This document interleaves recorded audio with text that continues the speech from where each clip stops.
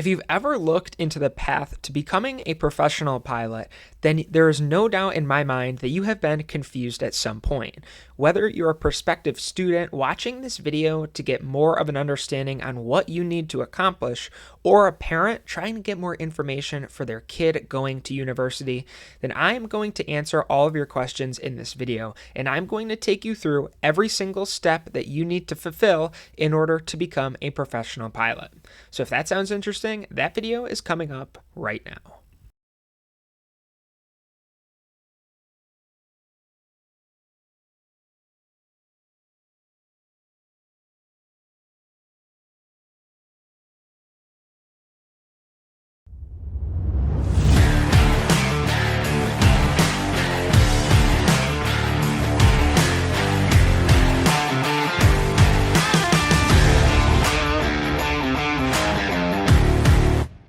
Hello everybody and welcome back to this week's video. If you're new here, my name is Luke and I'm a 17-year-old private pilot documenting my journey from student to professional pilot on this channel. I just committed to going to the Florida Institute of Technology to study aviation management with professional flight. So on here, in the next few videos, I am taking some time to explain a few things in hopes to help you on your aviation journey. Now today we are talking about all of the steps required to becoming a professional pilot. And how I'm going to structure this video is I'm going to talk about each license or rating that you need to achieve in order to get to that end goal. So hopping right into it. Let's start with zero experience. You know absolutely nothing about flying, you just know you want to be a pilot and you need to get started. The first thing that you are going to do is you are going to go do a discovery flight, which is your first experience into aviation. Now, if you already know what that is and you're familiar with the process of learning what flying is, then the next thing you are going to do is get your student pilot certificate. Now, what this is it is a license from the FAA that looks just like my private pilot's license. It looks like every other license, except it says student pilot on it. And what that does is it allows you to receive instruction and fly solo during your training. I'm not going to talk about all that because you'll learn about that from your instructor in flight school. But step one is get your student pilot certificate. Now, step two would be to use your student pilot certificate to train for your private pilot's license. Now, this is the first license that you will have as a pilot that will allow you to act as the pilot in command. Now, what I mean by this is that you, with a private pilot's license, are able to fly any airplane without the permission of an instructor, and you can bring passengers with you. This basically means that you are officially your own pilot and that you can do what you please. This is what I currently have, although it may sound like you can fly private jets or something like that, it is not. This is something completely different. A private pilot's license allows you to fly single-engine airplanes. And now let's hop right into step two because I already know that you are probably curious about what is next. So step three is to achieve your instrument rating. Now, an instrument rating isn't a license, and before you get confused, I'm just going to explain that there are generally two different types of things that you can get in aviation. You can get a license, or you could get a rating. Now, the license is the license you hold. It's kind of like how some people have a driver's license, but then they also are an organ donor on that license. It's kind of the same concept. You can have a private pilot's license, but have an instrument rating. And what the instrument rating allows you to do is fly into bad weather, or what we call IFR conditions.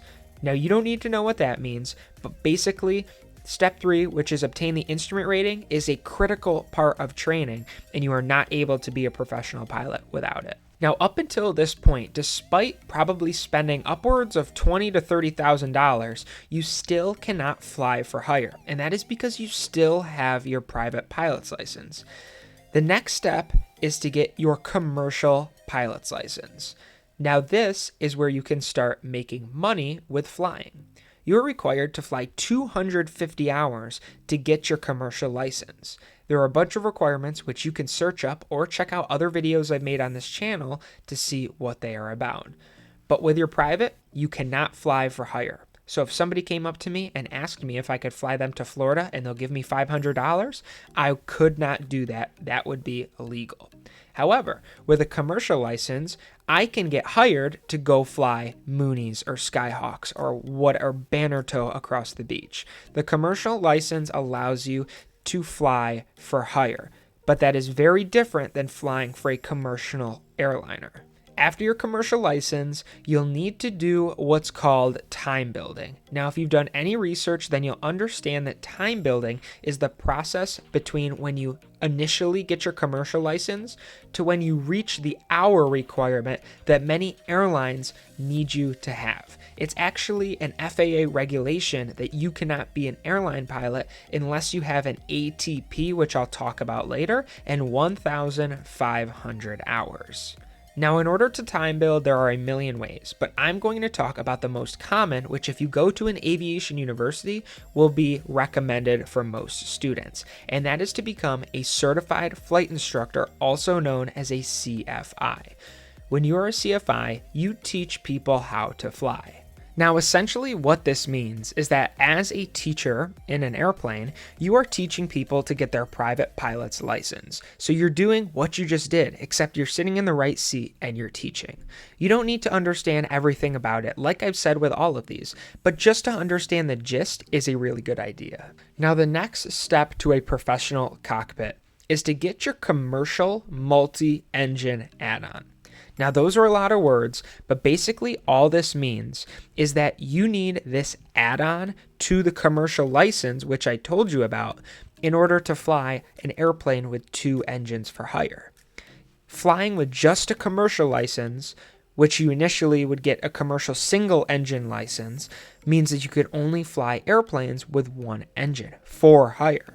However, with the commercial multi-engine add-on, which, like I said, again, is an addition to your existing commercial license, you will be able to fly an airplane for hire with 2 engines.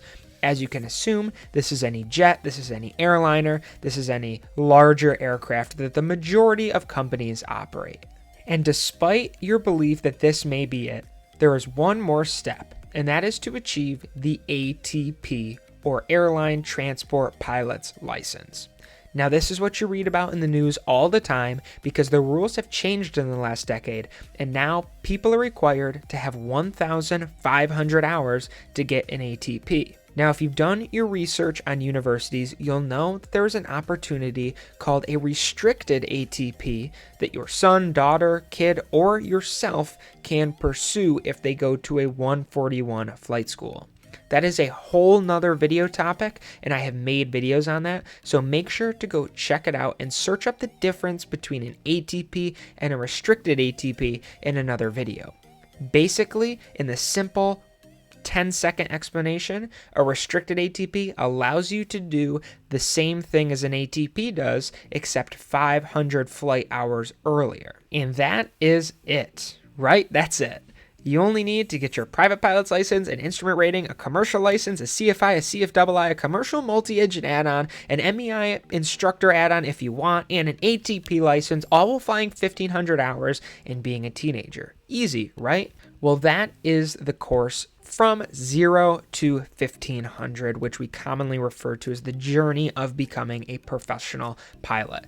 I would consider you to be a professional pilot once you get hired by an airline, a corporate company, a charter company, or something along those lines.